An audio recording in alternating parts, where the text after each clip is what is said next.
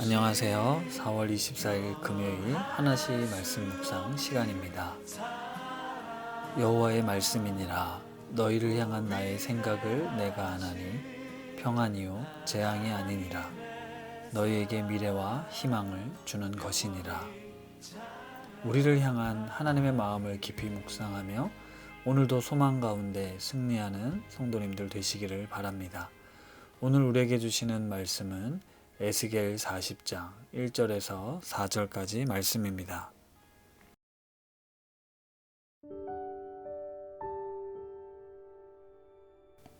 우리가 사로잡힌 지 25째 해 성이 함락된 후 14째 해 첫째 달 10째 날에 곧 그날에 여호와의 권능이 내게 임하여 나를 데리고 이스라엘 땅으로 가시되 하나님의 이상 중에 나를 데리고 이스라엘 땅에 이르러 나를 매우 높은 산 위에 내려놓으시는데 거기에서 나무로 향하여 성읍 형상 같은 것이 있더라.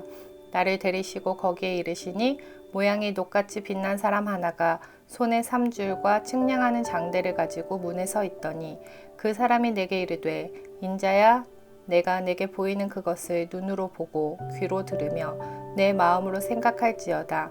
내가 이것을 내게 보이려고 이리로 데리고 왔나니 너는 본 것을 다 이스라엘 족속에게 전할지어다 하더라.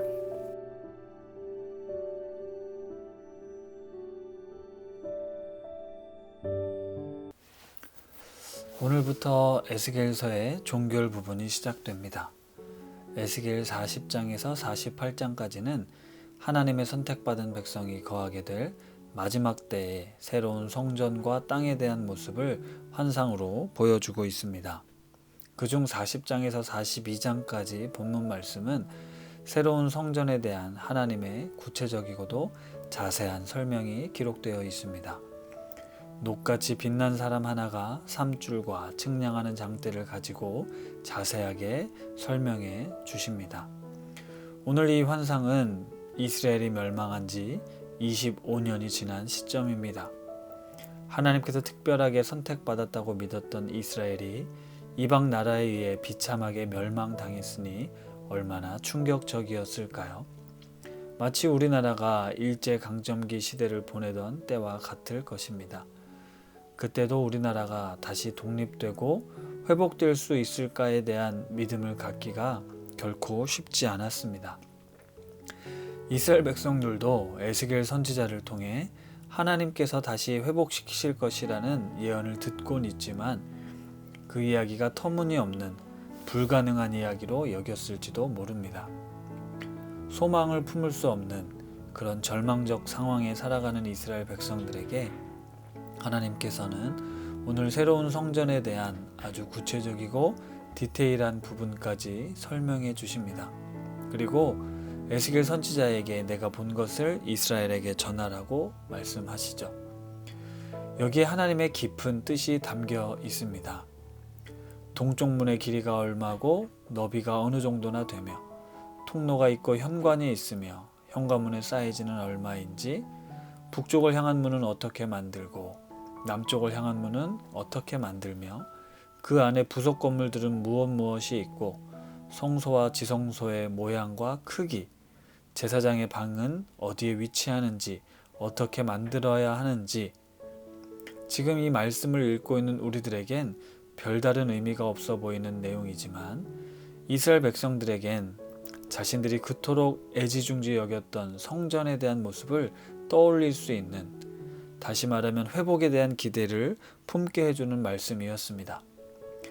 너무나 당연하게 생각했던 평범한 일상이 사라진 지금 이스라엘 백성들에게 있어서 하나님의 임재를 상징하는 성전은 그들이 회복해야 할 가장 중요한 요소였습니다. 그냥 단순하고 간단하게 내가 파괴된 예루살렘 성전을 다시 회복시켜 주시겠다 이렇게 간단히 언급해도 되었을 내용을 하나님께서는 측량 도구를 가지고 하나하나 그 치수를, 그 위치를, 그 모양을 알려주신 것입니다. 에스겔서 37장 26절에서 28절까지에는 이런 말씀이 나옵니다.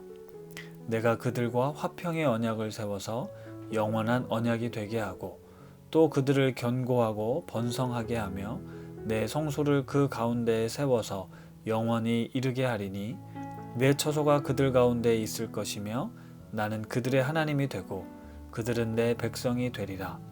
내 성소가 영원토록 그들 가운데 있으리니 내가 이스라엘을 거룩하게 하는 여호와인 줄을 열국이 알리라 하셨다.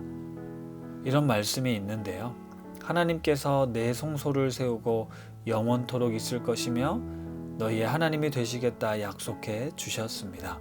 그리고 백성들에게 그 꿈을 꿀 수 있도록 회복될 성전의 모습을 하나하나 들려주고 계신 것이죠. 자신을 떠나 죄악을 선택한 백성들을 향해 징계하시고 심판하시지만 하나님의 본심은 온전한 회복입니다. 이런 하나님의 마음이 성전에 대한 아주 구체적이고 자세한 설명을 통해 느낄 수 있습니다. 절망과 고통 가운데 살아가는 우리들의 마음을 섬세하게 살피시면서 위로와 희망을 주시는 하나님께 감사하며 오늘을 살아가는 우신 가족들이 되시기를 바랍니다. 말씀을 생각하며 함께 기도하겠습니다. 이스라엘을 회복하는 데 있어서 가장 중요한 것은 하나님의 성전을 회복하는 것이었습니다. 다시 말하면 하나님과의 관계를 회복하는 것이 가장 중요한 과제입니다. 하나님을 떠나 우상을 섬긴 이스라엘 백성을 심판하셨지만 그것은 심판이 목적이 아니라 회복을 위한 하나님의 간절한 몸부림이었습니다. 불가능해 보이는 상황에서 다시금 회복을 꿈꾸도록 성전과 예배에 대해 자세하게 설명해 주시는 하나님의 깊은 마음을 헤아리며 하나님과의 관계를 회복하기를 소망합니다. 함께 기도하겠습니다.